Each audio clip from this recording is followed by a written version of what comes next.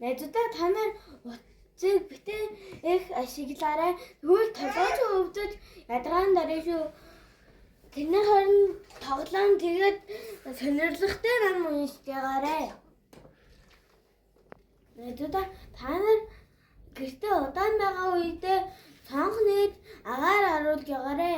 Гадаа цаг агаар муу байгаа үед чээгшүүлэгч асааж тэгээ бас цэцэг ус агаар төвшүүлж байгаарай.